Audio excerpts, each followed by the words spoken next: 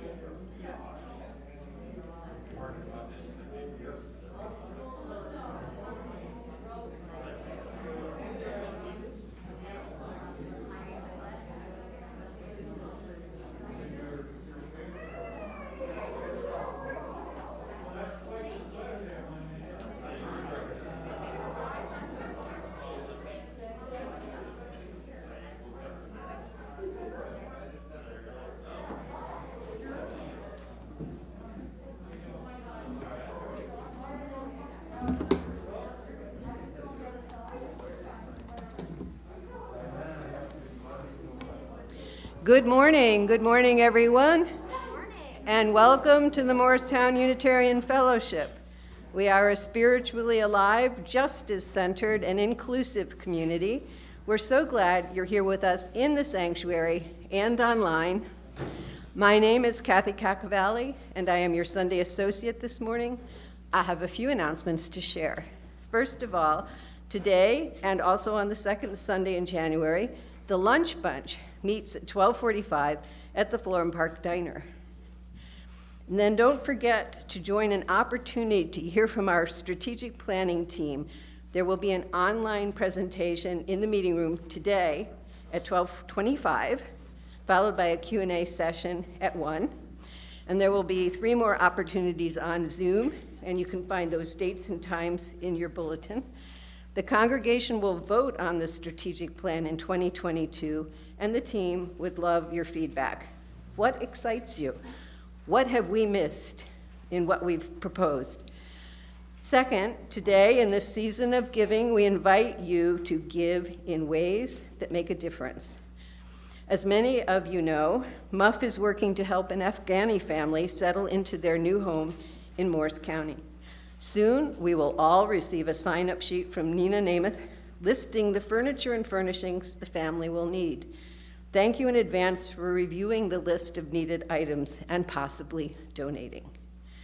Today, check out the alternative gifts and giving fair in the terrace room, a bit smaller than in the past, but open until 2 p.m. It accepts mostly cash and checks, but one place does accept credit cards.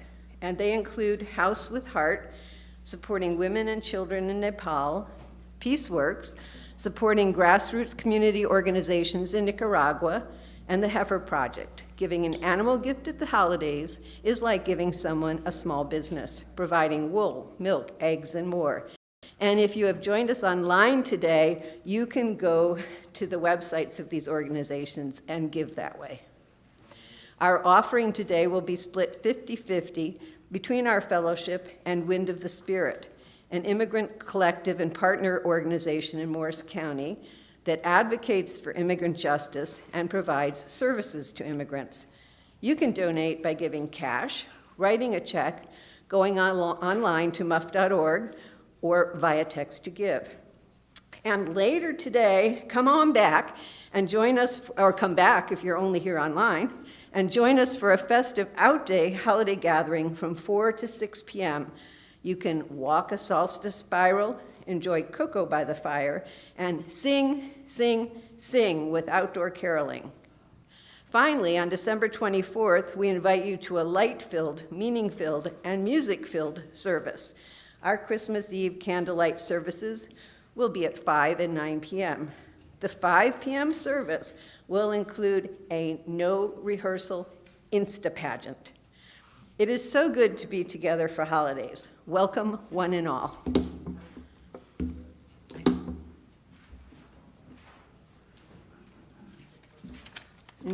I invite you to join in on our chalice lighting today. It is by James Villa Blake. Please join.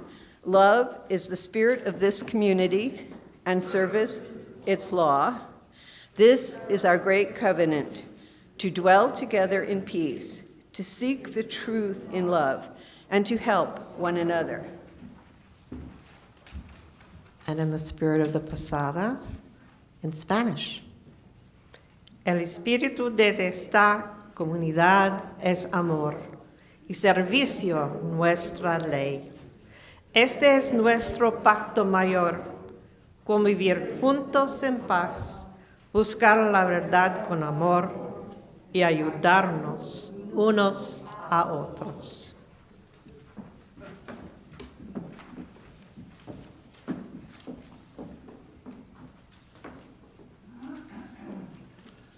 For our Advent candle lighting, we'll be lighting the fourth candle in our Advent wreath, which is the love candle. Love is indeed the spirit of this community and the spirit of this time of Christmas. But it's not only something that we can have or give or a state of mind, but it's something that we can do.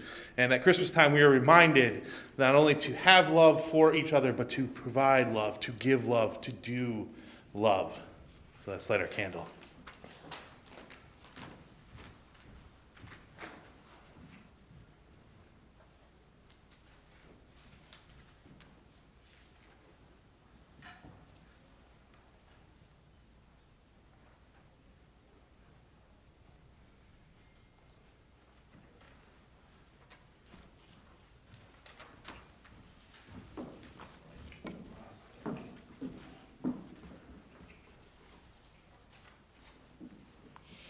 This morning, we gather to honor the wisdom found in a special Christmas tradition called Las Posadas. Posada is a Spanish word that can be translated in English with lodging or inn or shelter.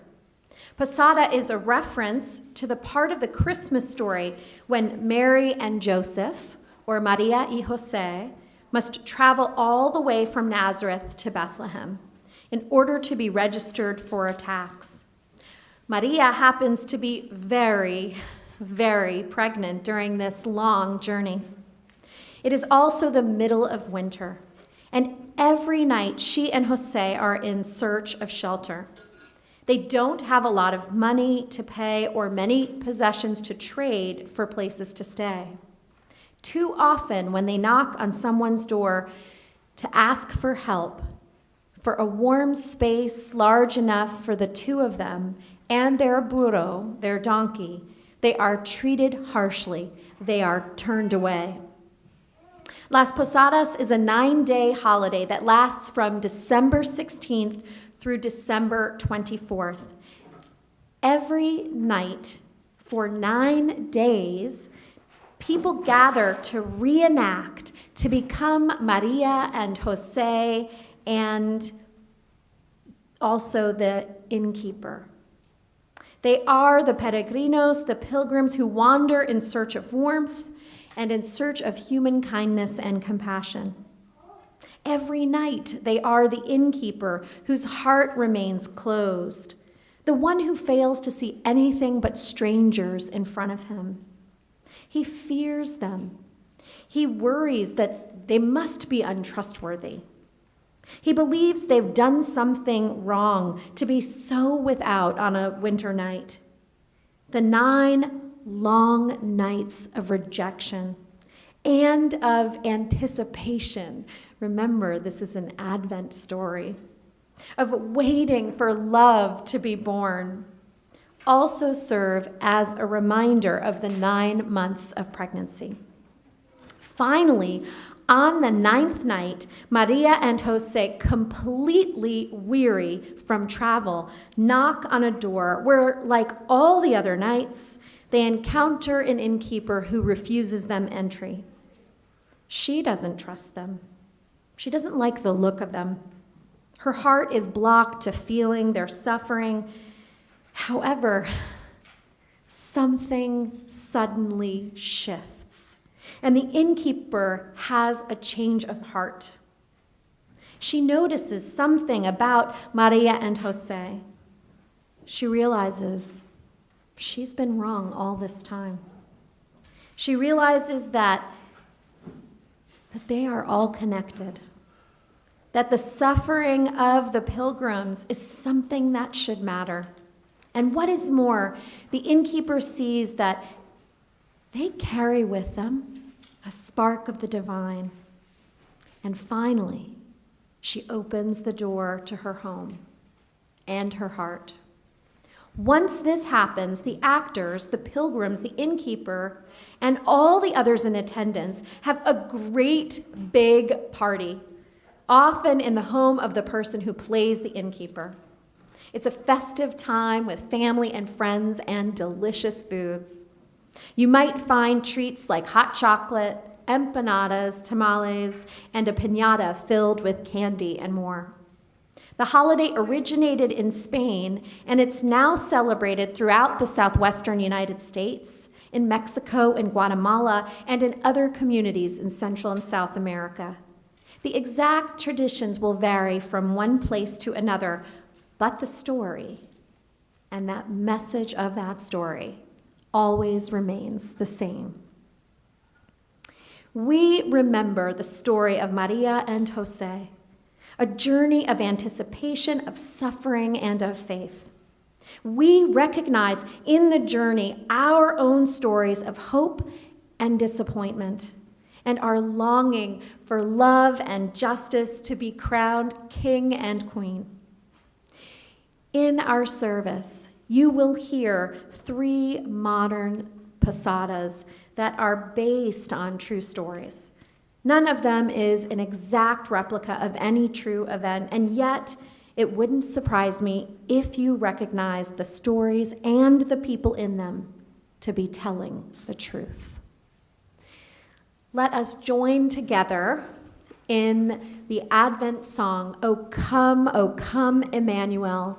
And I invite you to hum or to ooh with your mask on, and let us, with our bodies, just reach from our seats or standing, reaching forward for joy, for peace, for love, and for hope. May they all be born this week. And Stearns will be our soloist, and we'll support him with our oohing and awing. She told the first service that they could be the instruments underneath. I did.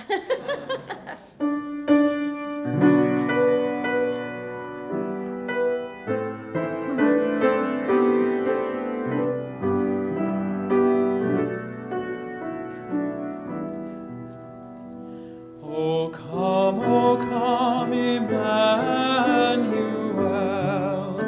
and with your captive children dwell. Give comfort to all exiles here, and to the aching heart bid cheer. Rejoice, rejoice, Emmanuel shall come within as love to dwell. O come, you splendor very bright, as joy that never yields to light. Oh, come and turn all hearts to peace, that greed and war at last shall cease. Rejoice, rejoice, Emmanuel shall come within as truth to dwell. Oh, come you day spring, come and cheer our spirits by your presence here, and dawn in every broken soul as vision that can see the whole. Rejoice, rejoice, Emmanuel shall come within as light to dwell.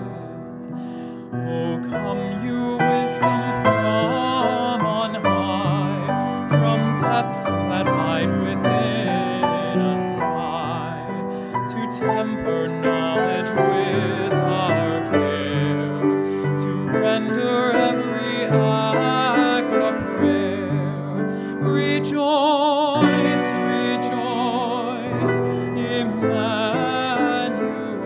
shall come within as hope to dwell.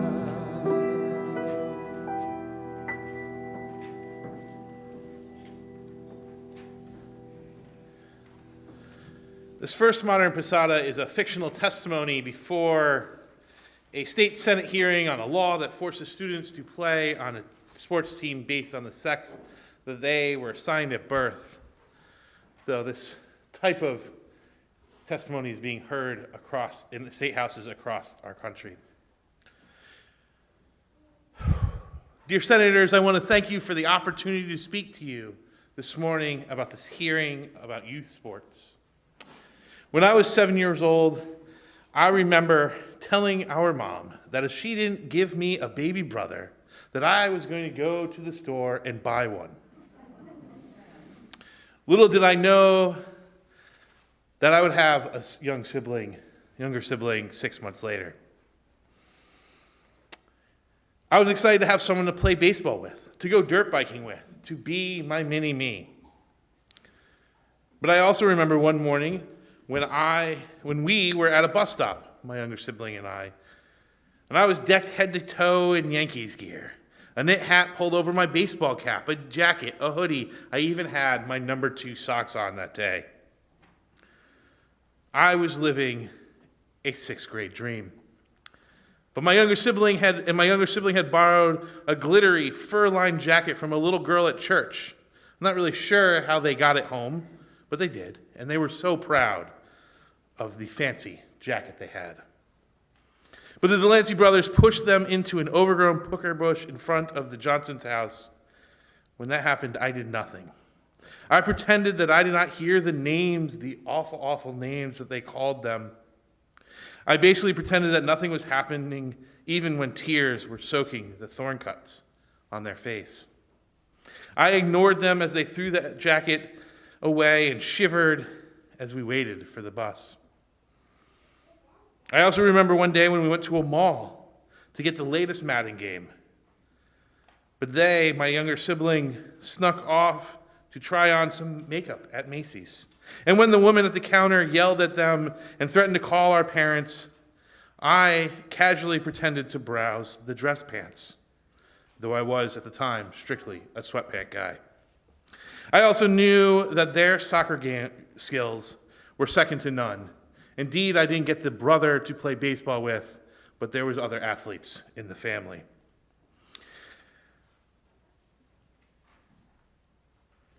Their rise with the girls' travel teams was unprecedented, and not because they were assigned male at birth, but because they had put in the work. They practiced and played at something they loved. They really were going to be something great in that sport. So many times throughout our lives growing up, I wasn't there for them. I failed them because I didn't understand what they were truly going through. My lack of action turned them away. But when our mom called me crying that they might not be able to play soccer anymore, the sport that they loved, because of the gender that they knew all along was right for them, I finally decided to take action and be the big brother that I needed to be. And so I am here today in front of you, elected senators, to tell you that if you vote for this bill, you will strip away a piece of who my younger sibling is. You will remove the opportunities that the skills that they have can afford them. They have long played on the girls' team. That is where they belonged, where they felt welcomed and accepted. Senators, there are others here today that will talk about biology and psychology, but I am here today as an older brother who loves their sibling, who loves their family members, just as you love your family members. And others like them, to love them as the people they are meant to be. I ask you, legislators, to not turn them away.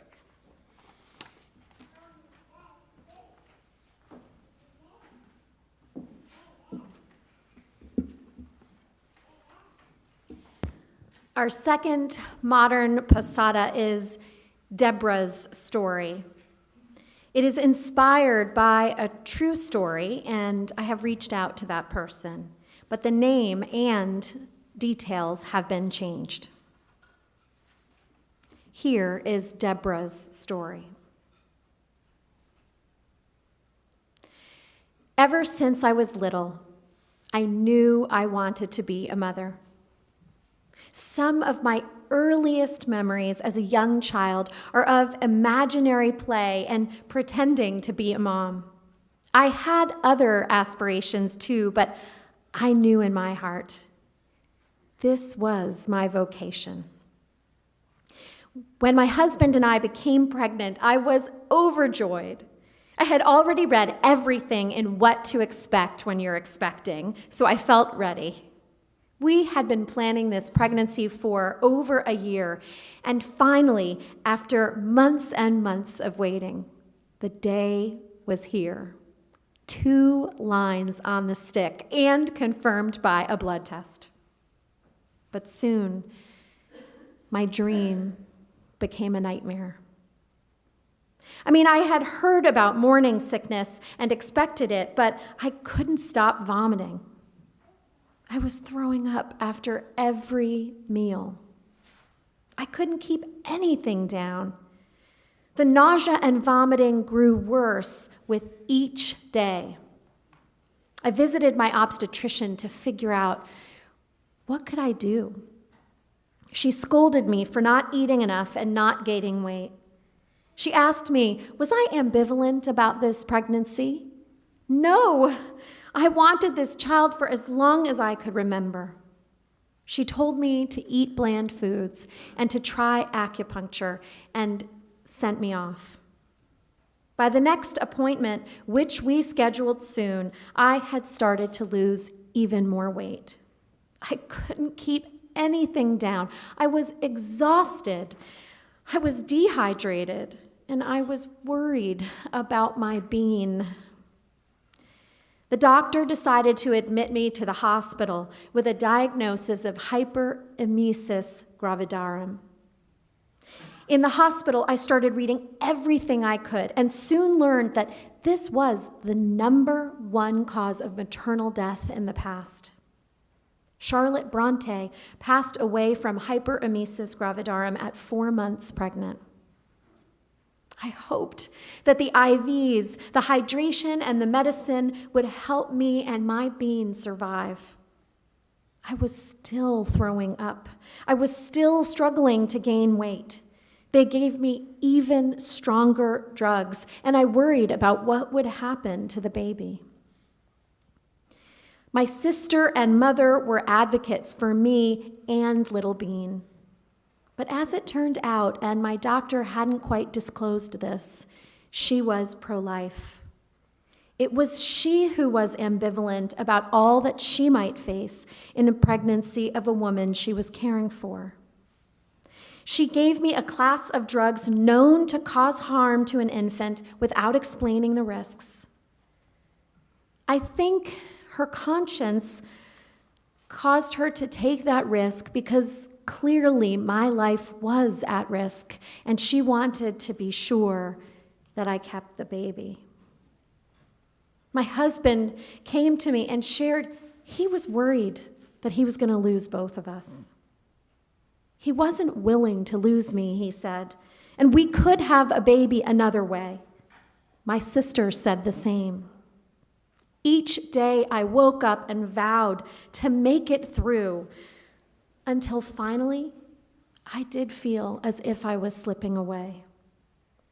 The doctor had been encouraging me for weeks. I wanted to rise to this wanted pregnancy and every challenge, but I started to fear for my life.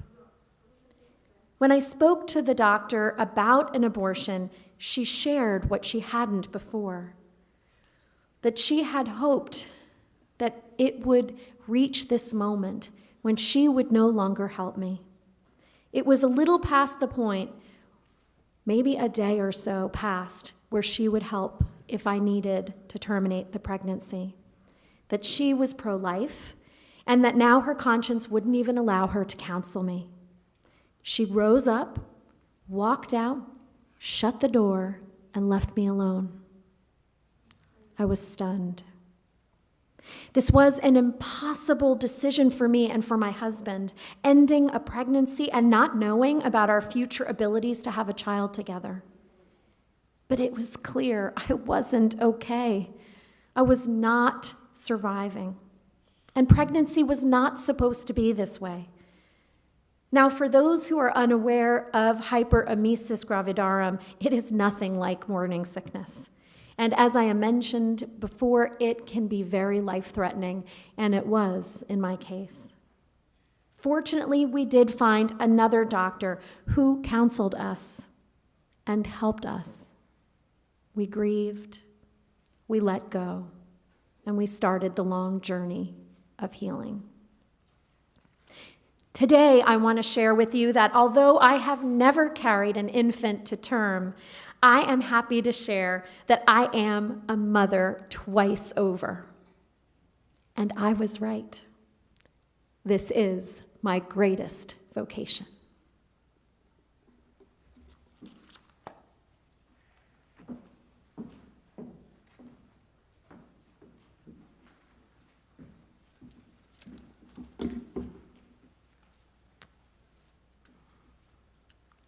Our third modern posada is Rita's story, which comes to us from member Carol Ruiz. The name has been changed, but the details have been kept largely the same. I couldn't believe the landlord showed me the door. I had lived in my home, the one I rented in Mine Hill, for 12 years, and I never once paid late. I have a job as a nail technician at a beauty salon. Some months have been very tight for my family. I have 3 beautiful children who I'm raising as a single mother. I was a model neighbor and tenant. I never caused any disturbance for my landlord or my neighbors. When Hurricane Ida swept through New Jersey at the end of the summer, everything changed. My basement was flooded. I called the landlord for help. He refused to fix the damage. Mold was growing, and I was worried for my children's health. Then things got worse. My landlord showed up and told me I had to leave. With rental prices and home sale prices so high, he shared that he was going to sell my home rather than fix the damage or address the mold. You need to leave immediately, he told me. I didn't know my rights as a tenant. I didn't know there was an eviction moratorium because of the pandemic. I didn't know my landlord needed to give me notice to go through legal eviction proceedings, or that I could demand that he make the needed repairs. I packed up all our belongings in 3 days. The children helped me as best they could. I hoped to find a hotel to stay in for a few nights until I found another place to live. On the first night that we were without a home, I couldn't find a vacancy. I was turned away, and we, my family, slept in a car, all four of us. We spent a number of nights in the car as I searched for a place to stay.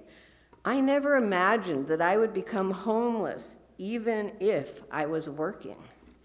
I shared my story with a friend who invited me into her home in Flanders. We slept in her living room. God bless her.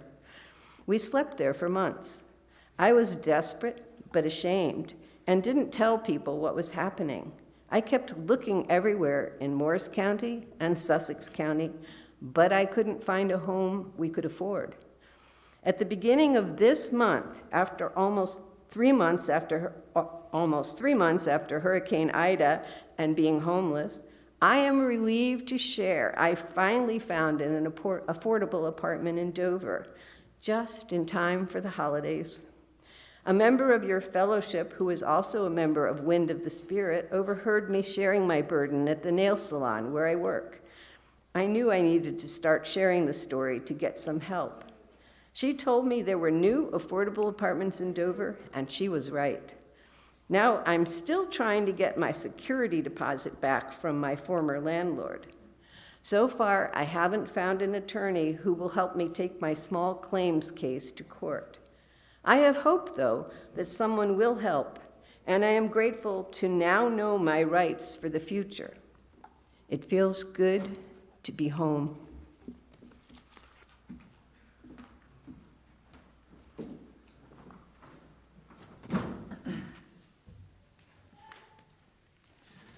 Going to invite you to stay seated and hum behind your masks and listen to I Heard the Bells on Christmas Day, which, fun fact, is one of 2 Christmas songs with text by a Unitarian. The other is It Came Upon the Midnight Clear.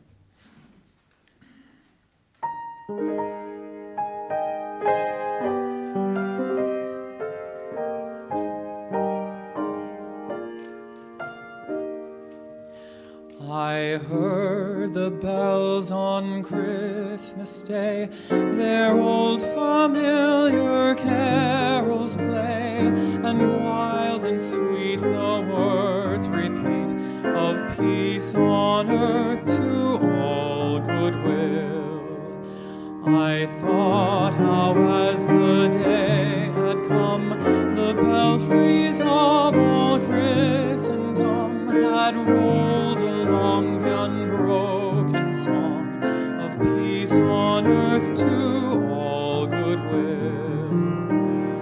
And in despair I bowed my head. There is no peace on earth, I said, and hate is strong and mocks the song of peace on earth to all goodwill. Then pealed the bells more loud and deep. God is not dead, nor doth he sleep. The wrong shall fail, the right prevail, with peace on earth to all goodwill. Till ringing, singing on its way, the world revolved from night to day. A voice, a chime, a chant sublime of peace on earth to all goodwill.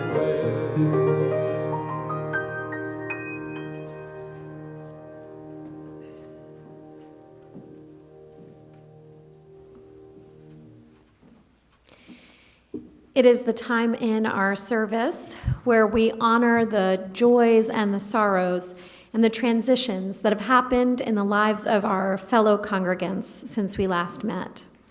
I have 2 milestones to share.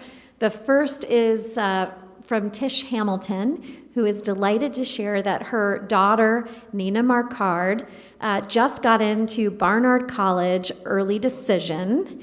And she also shared that Nina, worked very hard for this.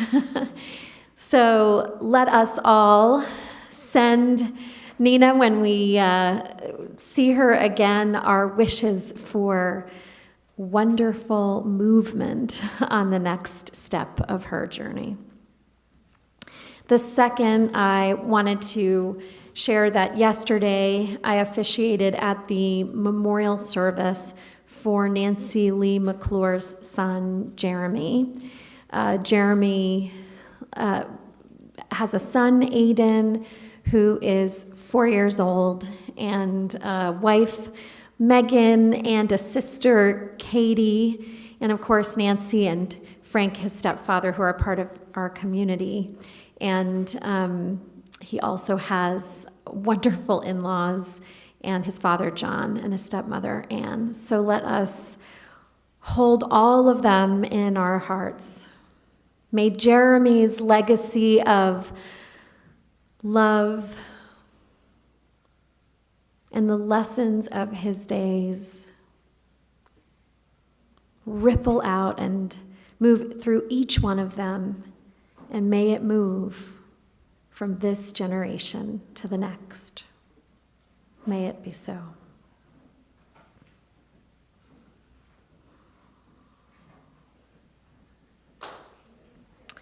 And will you continue with me in a spirit of prayer and reflective meditation? And actually, since we don't get to sing very much, I'll invite you to rise if you want to, or just stretch your arms upward for a second, but not so long that you get tired. But we'll make this more of an embodied prayer. Spirit of life, spirits of Christmas, hope, love, peace, joy. Surround us and move through us and among us and ripple outwards. And allow us to enter into the Christmas story. When have we been Maria and Jose, Maria and Joseph? When we are in those moments, when the door is shut, may we discover well springs of strength and courage and creativity.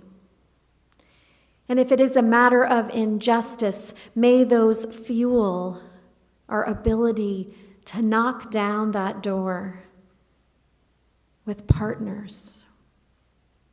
Let us remember always to ask for help. And may we find a renewal of understanding that we matter, that our lives are filled with the spark of the divine, and may it bring us the strength to move forward. May we also have the clarity to look deeply at when we are playing the role of the innkeeper. While there are times when we may need to shut a door, may we recognize when it is a story of oppression or fear or ignorance.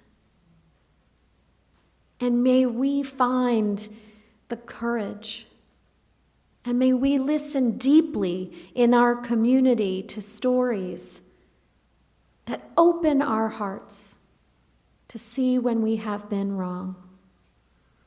And may we touch well springs of strength and compassion, that we may grow into the partners that become the allies and the accomplices,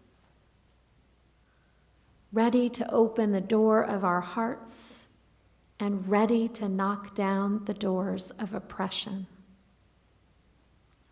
All these things and so many others are our Advent prayers. Amen, and blessed be, and may it be so. And now we will move towards our offering, which we had later in the service. I wanted to be sure to hear a story connected to Wind of the Spirit, the third Posada. And Wind of the Spirit does so many things for immigrants in our community. It is an immigrant collective advocating for immigrant rights and also connecting immigrants with all kinds of resources, including legal resources. Or just today, I got a call that 5 families need gifts, which I'm going to get on right after this service. So they also help immigrants learn English, and Wind of the Spirit reaches out to community leaders and people organizing like me and have offered to teach us Spanish at times. In fact, I studied with Linda Lopez at Wind of the Spirit, and she happens to be Sergio Lopez, who works here's wife, and I met her before we met him. But Wind of the Spirit makes a difference in countless ways. So thank you for your generosity to the fellowship and to Wind of the Spirit this morning. It makes a difference.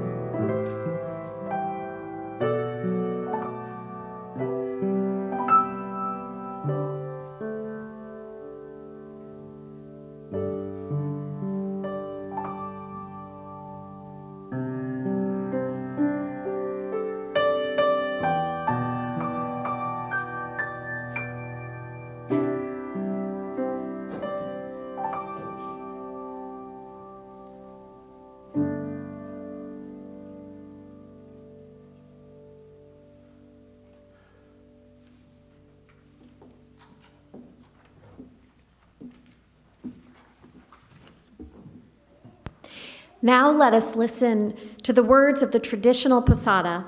The main voices that we hear are that of Jose, Joseph, and the innkeeper. Being chosen to play Maria, Jose, or the innkeeper is considered to be a great honor by the community. Children and adults alike hope to have a chance to share in the story. So imagine, it's the 9th night of the holiday. Innkeepers have closed the door and turned away from Maria and Jose for many nights. Maria is so close to giving birth that she is barely able to walk. Suspense hangs in the air, as it always does, even though we know the story. Will they be turned away once again? She needs warmth, safety, and shelter in order to rest and to be able to welcome her son to this world. We will listen to the traditional words from a song that the players standing on the inside of a home recite back and forth to the pilgrims who remain, Maria and Jose and others, outside on a winter's night. These words will be spoken aloud first in English and then in Spanish. So I invite Shari to join us as the innkeeper, and David is going to play Jose, and I will be Mary. Let's see.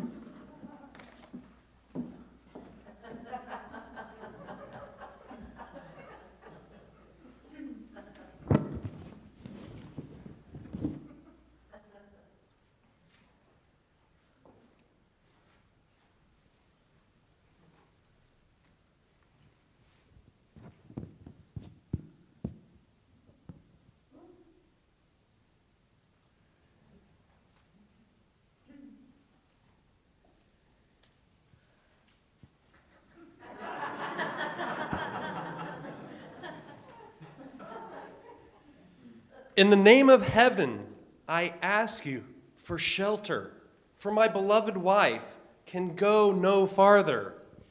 En el nombre del cielo os pido posada, pues no puedo andar mi esposa amada. This is not an inn. Get on with you. I cannot open the door. You might be a rogue. Oh, sorry. This is not an inn. Get on with you. I cannot open the door. You might be a rogue. Aquí no es mesón. Sigan adelante. Yo no puedo abrir. No sea algún tunante. Do not be inhuman. Show some charity. God in heaven will reward you. No seas inhumano, tenos caridad, que el Dios de los cielos te lo premia. You may go now, and don't bother us anymore, because if I get angry, I will beat you. Ya se pueden ir y no molestar, porque si me enfado, los voy a pelear. We are worn out all the way from Nazareth. I am a carpenter named Joseph. Venimos rendidos desde Nazaret. Yo soy carpintero de nombre José. Never mind your name, let me sleep. I've already told you we won't open the door. No importa el nombre, déjenme dormir. Pues ya les digo, no hemos de abrir. We request lodging, dear innkeeper, for only one night, for the Queen of Heaven. Posada te pide, amado casero, por solo una noche, la reina del cielo. Well, if it's a queen who's asking, why is she out at night wandering so alone? Pues es una reina quien lo solicita. ¿Cómo es que de noche anda tan solita? My wife is Mary. She is the Queen of Heaven. She will be mother to the divine word. Mi esposa es María, es reina del cielo y madre va a ser del divino verbo. Is that you, Joseph? Your wife is Mary? Enter, pilgrims, I didn't recognize you. ¿Eres tú, José? ¿Y tu esposa es María? Entren, peregrinos, no nos conocía. May the Lord reward you for your charity, and may the sky be filled with happiness. Dios pague, señores, vuestra caridad y que os colme el cielo de felicidad. happy home, harboring on this day the pure Virgin, the beautiful Mary. Dichosa la casa que abriga este día a la Virgen pura, la hermosa María.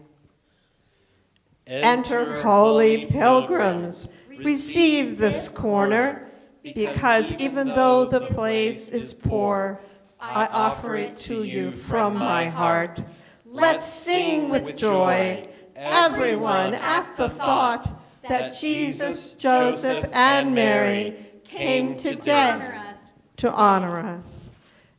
Entren, santos peregrinos, reciban este rincón, que aunque es pobre la morada, se las doy de corazón. Cantemos con alegría, todos al considerar que Jesús, José y María nos vinieron hoy a honrar. And now, of course, we're inside the wonderful home for a wonderful party. So let us rise and hum and ooh, deck the halls.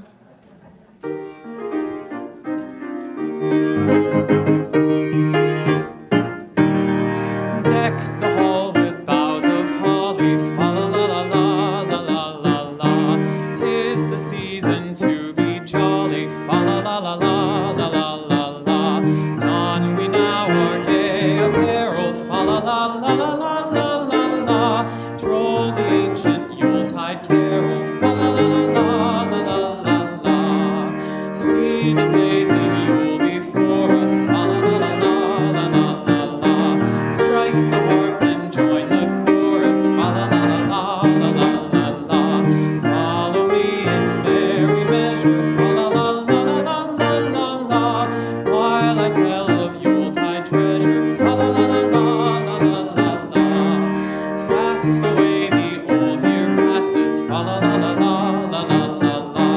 Hail the new ye lads and lasses, fa la la la la la la la. Sing we joyous all together, fa la la la la la la la. Heedless of the wind and weather, fa la la la la la la la.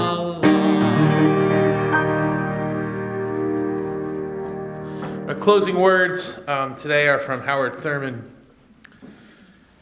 When the song of the angels is stilled and the star in the sky is gone, when the kings and princes are home and the shepherds are back with their flock, the work of Christmas begins. To find the lost, to heal the broken, to heed the hungry, to release the prisoner, to rebuild the nations, to bring peace among the brothers, and to make music in the hearts. And just two quick announcements about today. We have our alternative gift fair and the strategic planning happening here in the room at 1 o'clock and the fair until 2. Later on, we'll be singing outdoors, so you actually can carol, which will be lovely, and cocoa and walking through the solstice light. And did you sing Strike the Harp and sing the chorus? Is that because we're going to have a harpist on Christmas Eve? Well, I sang it because it's the words to the song. But, yes, we are going to have a harvest. We are going to have a harpist on Christmas Eve, so that should be very, very beautiful. So enjoy, yes? So the strategic plan presentation is in here at 12:25. The Q&A session is at 1. Thank you. Oh, thank you for that clarification, Kathy. I appreciate that. So 12:25 and 1 o'clock. So happy almost Christmas. Enjoy the day.